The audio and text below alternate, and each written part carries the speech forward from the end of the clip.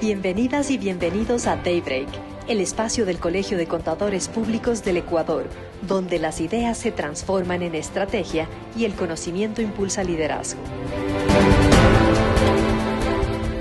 ¿Qué pasaría si la normativa le prohibiera a un colegio construir, digamos, un nuevo laboratorio de ciencias de última generación y al mismo tiempo subirle el sueldo a sus maestros de base en el mismo año lectivo? Suena a un escenario totalmente contradictorio, casi ilógico. Exacto, porque a menudo, cuando uno piensa en la excelencia educativa, la mente viaja directamente a lo que ocurre dentro del aula, o sea, pizarrones interactivos, docentes inspiradores o ferias de ciencias. Claro, es una imagen muy pedagógica, es lo visible. Así es, pero detrás de cada pupitre existe una estructura financiera colosal y que muchas veces es invisible. Para mantener la operatividad y garantizar que las puertas de un plantel sigan abiertas, los números tienen que cuadrar milimétricamente. Y ojo que ese cuadre de números, no se deja a libre mercado en Ecuador. ¡Para nada! En el caso de las instituciones educativas particulares y fiscomisionales, la planificación está regida por directrices estatales extremadamente rígidas. De hecho, para el próximo ciclo, el Ministerio de Educación, Deporte y Cultura ya emitió un documento clave. Los lineamientos para el proceso de regulación de pensiones y matrículas en el Sistema Nacional de Educación, específicamente para el régimen Sierra Amazonía, para el año lectivo 2026-2027. Ese mismo. Un documento que dicta hasta el último centavo cómo se va a financiar la educación privada y fiscomisional. Y por eso hoy vamos a hacer un análisis a fondo de estas reglas de juego. Vamos a desglosar los mecanismos reales que mantienen a flote a los planteles educativos en este próximo ciclo. Es un tema denso, hay que admitirlo. Muy denso. Y para lograr esto nos estamos apoyando en un análisis minucioso de todas estas cifras y normativas. Específicamente, este es un trabajo técnico del Colegio de Contadores Públicos del Ecuador. Un trabajo fundamental, la verdad. Totalmente. Ellos han diseccionado este documento para aportar claridad a un panorama regulatorio de altísima complejidad, donde un simple error contable puede paralizar a una escuela entera. Así que empecemos por la base de todo esto. A ver, ¿qué dice exactamente la ley sobre el derecho de una escuela privada a cobrar por la educación? Bueno, la Ley Orgánica de Educación Intercultural, la famosa LOEI, en sus artículos 92 y 94, establece que las instituciones gestionadas por un promotor tienen pleno derecho a cobrar por sus servicios. Tienen el derecho, pero hay un gran pero ahí. Un pero enorme. El matiz crítico aquí es que este cobro jamás es automático. Tampoco es unilateral. Requiere una autorización previa y explícita de la Autoridad Educativa Nacional. Y esa autorización está basada en fórmulas matemáticas bastante estrictas. Una de esas fórmulas que llama muchísimo la atención al leer el trabajo técnico es la del cobro inicial, la matrícula. Sí, la regla de oro de la matrícula. Se paga una sola vez al año. Ajá, pero el lineamiento le pone un candado muy específico. O sea, la matrícula no puede exceder el 75% del monto de la pensión neta mensual. ¿Cómo funciona exactamente el mecanismo detrás de este cálculo, digamos, para una escuela con un calendario regular? Es un mecanismo de cálculo prorrateado. Está diseñado específicamente para evitar cobros desproporcionados justo al inicio del año, cuando hay más gastos. Funciona así. El ministerio obliga a tomar el valor de la pensión, multiplicarlo por los 10 meses efectivos de clases y luego... Espera, dividir ese total para los 12 meses del año calendario. Exactamente. Y el resultado de esa división, recién ahí, se le aplica el límite del 75% para fijar la matrícula máxima. A ver, hagamos el ejercicio mental para que quede súper claro. Si un colegio cobra $100 de pensión durante 10 meses, recauda $1.000 al año. ¿Correcto? $1.000. Y si dividimos esos $1.000 para 12 meses, da un promedio de $83.33. Así es. Entonces la matrícula no podrá superar el 75% de esos $83. Es decir, unos $62 como tope. Exacto, $62. ¡Wow! Es una ingeniería financiera muy particular. Disminuye significativamente el golpe económico al momento de inscribir a los estudiantes, porque distribuye la carga a lo largo del año. Sí, protege el bolsillo al inicio del ciclo. Pero esta fórmula viene acompañada de una exigencia de transparencia que es, digamos, innegociable. previa a la matriculación. El artículo 101 obliga a los promotores educativos a entregar una radiografía financiera completa antes del proceso. Y esa radiografía va muchísimo más allá de solo comunicar el valor de la pensión o la filosofía del plantel. El ministerio exige que se transparente la lista de útiles con costos estimados en el mercado real. El valor de los uniformes también. Y de manera crucial, todos los servicios complementarios. Transporte, alimentación, actividades extracurriculares, todo tiene que estar sobre la mesa. Claro, la intención es eliminar ese fenómeno terrible de los costos ocultos que solían aparecer de la nada a mitad del primer quimestre. Exactamente. Se busca total previsibilidad. Lo cual significa en la práctica que el rectorado y el promotor deben haber negociado con proveedores, cerrado presupuestos y proyectado, no sé, la inflación de los servicios de transporte meses antes de que el primer estudiante siquiera pise el colegio. Es una planificación anticipada brutal. Y esto nos lleva al mecanismo burocrático más implacable de todo el documento. El reloj en marcha. El cronograma inamovible para solicitar la fijación de estos costos. Es una ventana minúscula. Minúscula de verdad. Las solicitudes se entregan en el distrito educativo únicamente entre el 6 y el 30 de abril de 2026. Y el límite son las 17 horas en punto del último día. Ni un minuto más. Y por cierto, las solicitudes inadmisibles y el permiso de funcionamiento de la institución no está vigente o como mínimo en un trámite comprobable de renovación. O sea, una vez quedan las 17 horas con un minuto, el nivel distrital bloquea la recepción. Yo comparo este proceso con intentar abordar un vuelo internacional. Es una buena analogía. Es que si llegas a las 5:01 de la tarde, o si te falta un solo documento, como el permiso de funcionamiento que mencionas, te quedas en tierra, no vuelas ese año. Pero me pregunto, ¿por qué el Ministerio es tan inflexible con estos plazos? ¿Qué pasa detrás del telón estatal? Bueno, el cierre tajante detona una cadena logística a nivel nacional enorme. Al recibir miles de expedientes el 30 de abril, el Estado necesita literal todo el mes de mayo y junio para revisar los flujos de caja proyectados. Tienen que emitir observaciones, auditar balances. Exacto. Y generar las resoluciones oficiales.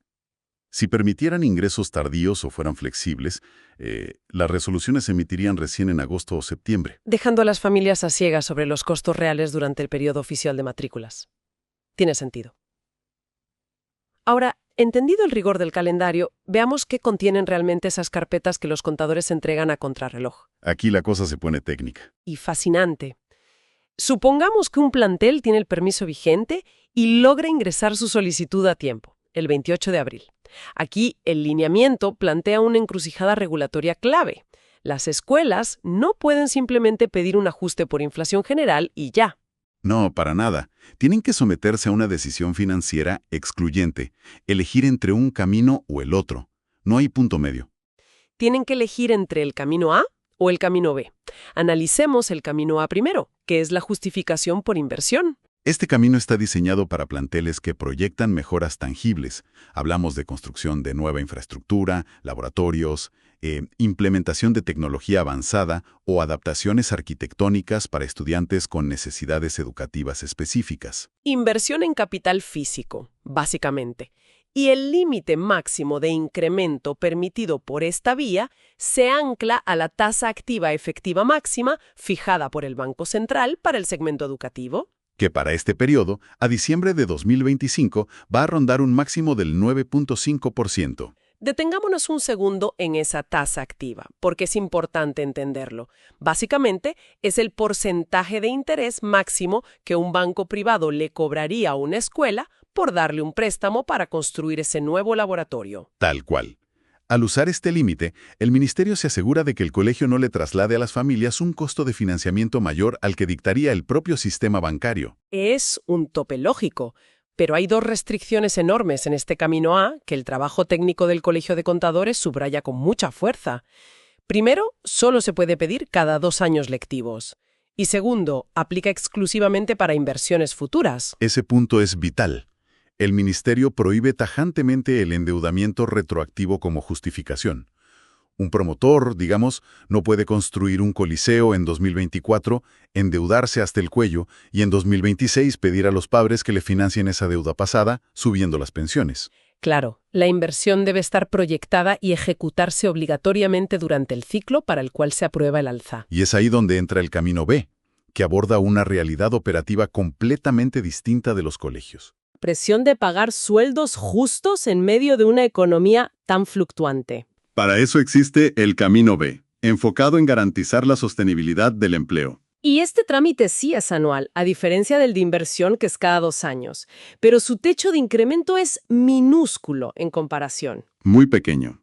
El límite de este camino está anclado a la variación porcentual del salario básico unificado proyectado para el 2026. Estamos hablando de un tope de apenas el 2.553%, y la normativa es, yo diría, quirúrgica respecto a quién beneficia este incremento. Sí, el dinero recaudado adicional no puede destinarse a mejorar la infraestructura, ni a subir los honorarios del cuerpo directivo, por ejemplo. O sea, el rector no se puede subir el sueldo con este camino. Negativo. Es de uso exclusivo para ajustar los salarios del personal docente operativo, y específicamente de aquellos que perciben el salario básico o el mínimo sectorial.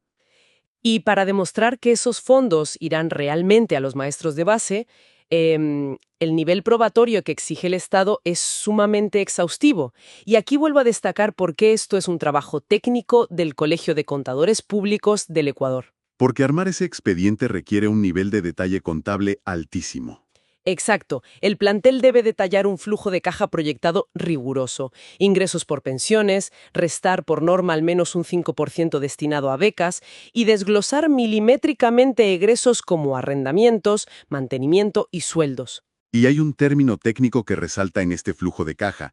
Exigen diferenciar claramente qué parte de la nómina es materia gravada del IES y qué parte son beneficios sociales. Esa distinción tributaria es fundamental para el Estado.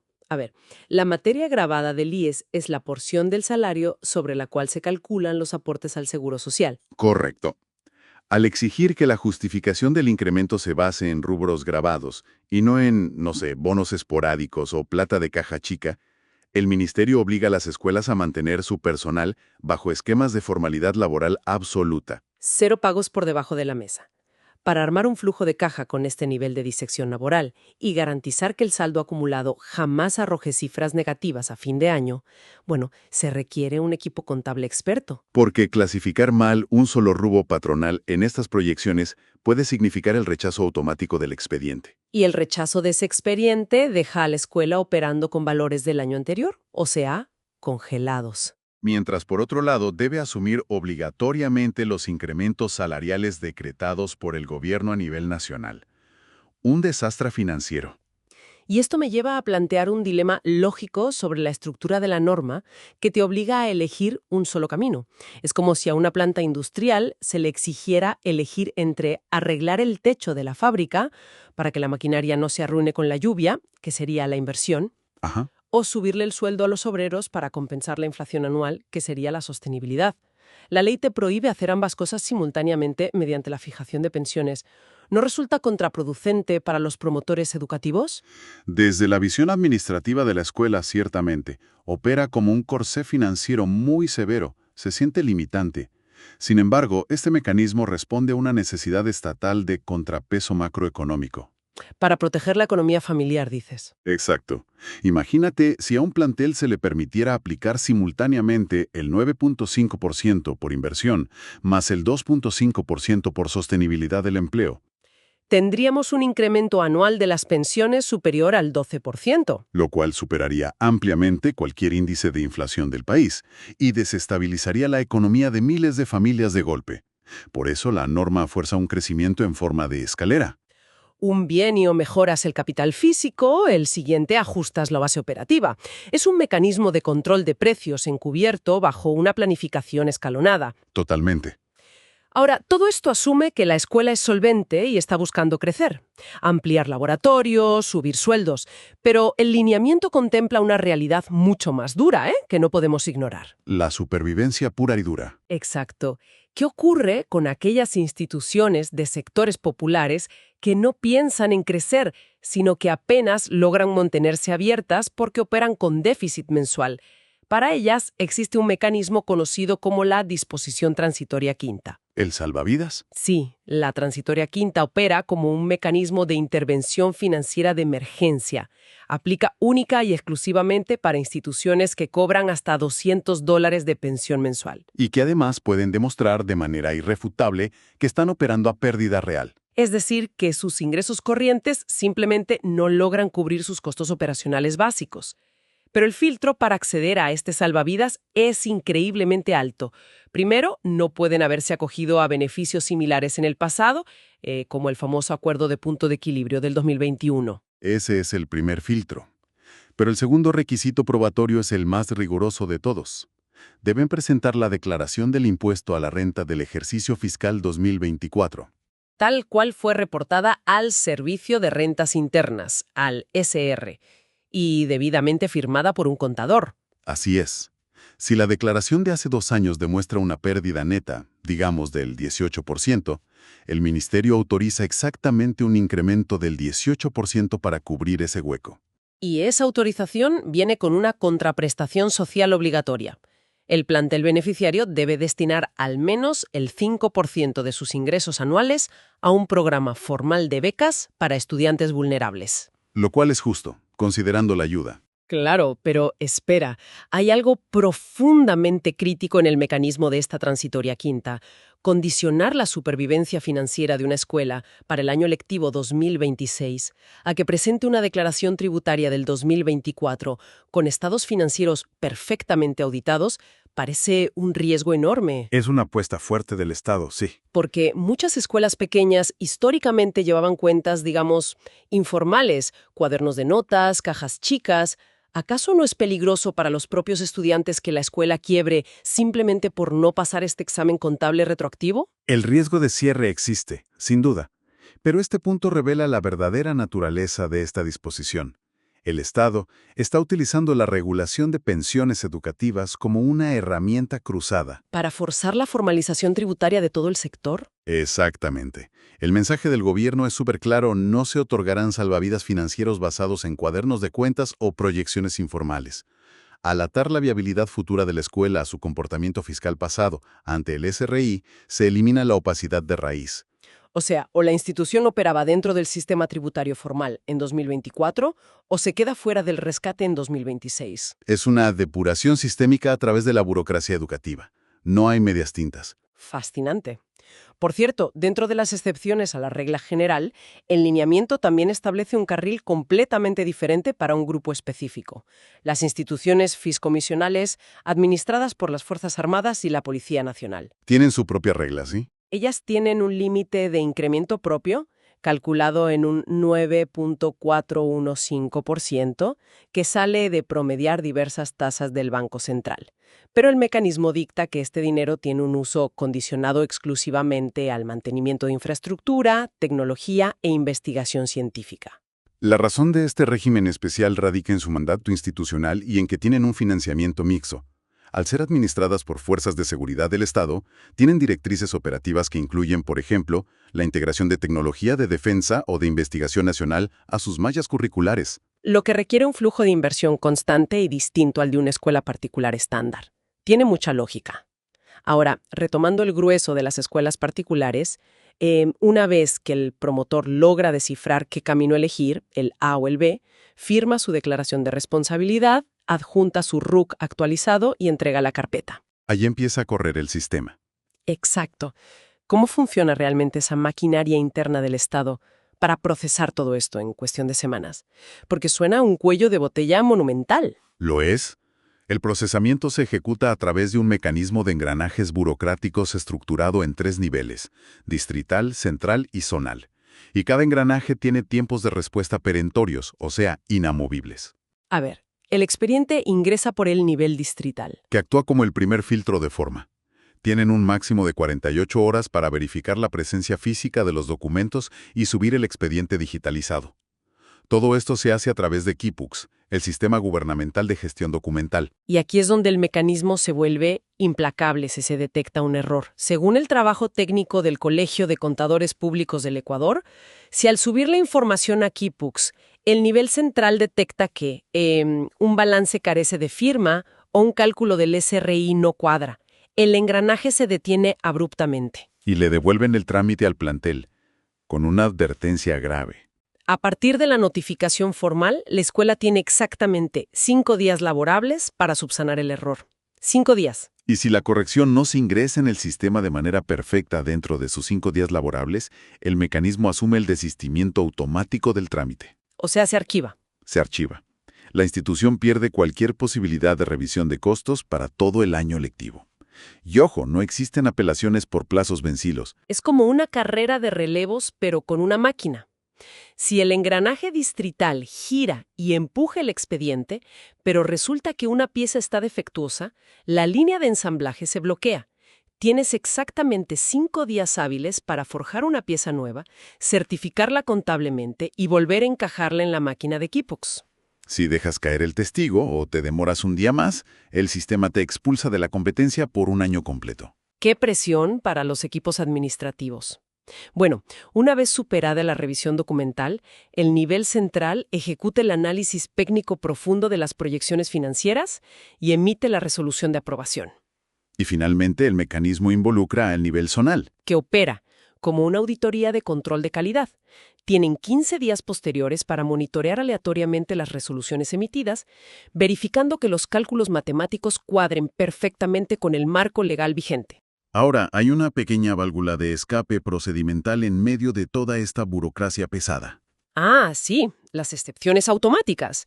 Si un colegio tramitó y logró la autorización del ministerio para ampliar su oferta educativa, por ejemplo, deciden abrir el nivel de bachillerato por primera vez este año. En ese caso, el lineamiento establece un mecanismo automático. La resolución de costos para ese nuevo nivel de bachillerato sale homologada al valor del nivel inmediatamente anterior que ya tenían aprobado. O sea, no tienen que someter el nuevo bachillerato al desgaste del análisis financiero del camino A o B en su primer año de apertura. Exacto, lo cual facilita operativamente el crecimiento orgánico de los planteles sin sobrecargar el sistema Equipox. Es un alivio.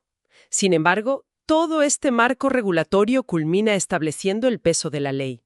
Un régimen sancionatorio de peso considerable para quienes decidan operar al margen de estos engranajes. Las sanciones son severas. ¿Qué ocurre si un plantel decide, digamos, incrementar las pensiones basándose en la inflación por su cuenta, sin esperar la resolución favorable?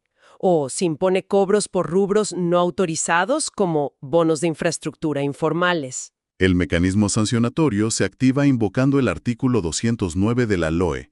El cobro de valores no autorizados está tipificado como una infracción muy grave, y las multas no son simbólicas ni llamados de atención. Para nada. El lineamiento habla de sanciones económicas que oscilan entre 21 y 50 remuneraciones básicas unificadas. Para poner en perspectiva el impacto financiero de esta sanción, considere que la multa máxima equivale a 50 salarios básicos de la economía ecuatoriana. Hablamos de decenas de miles de dólares de multa.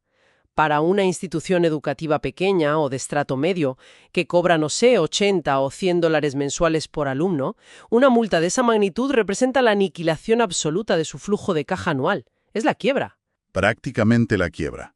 Y además de la multa pecuniaria, el mecanismo estatal obliga al reembolso inmediato e íntegro a las familias de los valores cobrados indebidamente. Tienen que devolver cada centavo. Y el marco legal va más allá de lo puramente económico. Contempla la responsabilidad administrativa directa. En situaciones de cobros indebidos sistemáticos, el Ministerio tiene la potestad de iniciar las acciones legales que pueden derivar en la destitución definitiva de los directivos, rectores o del propio representante legal del plantel. Es decir, te sacan del sistema educativo. Esto consolida una conclusión ineludible de nuestro análisis a fondo hoy. Administrar un plantel educativo en la Sierra y Amazonía, bajo este régimen, requiere, hoy en día, muchísimo más que vocación pedagógica. Requiere una visión gerencial integral. Requiere dominar mecanismos de proyección financiera a 2 años, comprender la trazabilidad tributaria del ISS sobre la nómina docente y mantener un historial intachable ante el SRI. Y todo esto sincronizado al milímetro con los tiempos burocráticos del sistema Equipox. Es, en esencia, una profesionalización forzosa de la gestión educativa en Ecuador, donde la sostenibilidad de cualquier modelo pedagógico, por más innovador que sea, depende directamente de la solvencia técnica de sus equipos contables y administrativos. Por eso es vital reconocer que la capacidad de desglosar y comprender los engranajes de este lineamiento no es algo que se improvisa. Todo este recorrido técnico, la explicación de las materias grabadas y los impactos de los flujos de caja que hemos desmenuzado en esta conversación, es el resultado directo del trabajo técnico del Colegio de Contadores Públicos del Ecuador. Un aporte gremial invaluable para la sociedad. Definitivamente. Extendemos un agradecimiento formal e institucional a su presidente, el doctor Alexei Estrella Morales, por liderar e impulsar la creación de estos espacios de clarificación regulatoria. Realmente aportan las herramientas necesarias para que los promotores educativos no naveguen a ciegas en este mar de normativas. Porque, al final del día, la interpretación técnica de estas leyes es el único puente seguro entre la hermosa intención de educar y la realidad concreta de mantener un plantel económicamente viable a largo plazo. Totalmente de acuerdo. Pero, a pesar de entender la lógica estatal detrás de este sistema de contrapesos y controles, nos queda una última reflexión analizando la rigidez de estos mecanismos. Todo el lineamiento que hemos visto está construido sobre la premisa de predecir el futuro en base a certezas pasadas. Claro, declaraciones fiscales del SRI de hace 2 años, la inflación previa, proyecciones estáticas. De 2 años. Entonces, dejamos esta interrogante abierta para quienes nos escuchan. Si los presupuestos escolares están atrapados en ciclos burocráticos que prohíben reaccionar financieramente de inmediato, ¿cómo lograrán las escuelas del futuro en Ecuador financiar las innovaciones tecnológicas disruptivas que aparecen literalmente de la noche a la mañana? Es una excelente pregunta. La tecnología no espera los ciclos burocráticos. Para nada. La adopción urgente de plataformas de inteligencia artificial para personalizar el aprendizaje o la repentina necesidad de actualizar infraestructuras digitales a mitad de año lectivo no le piden permiso al cronograma inamovible de abril del Ministerio. Terminará este mecanismo regulatorio diseñado con la mejor intención para proteger la economía familiar, convirtiéndose en el mayor freno para la innovación espontánea dentro de las aulas. Un detalle profundo sobre el futuro de la educación para seguir analizando. Síguenos en nuestras redes sociales, descubre noticias y contenido exclusivo para la comunidad contable.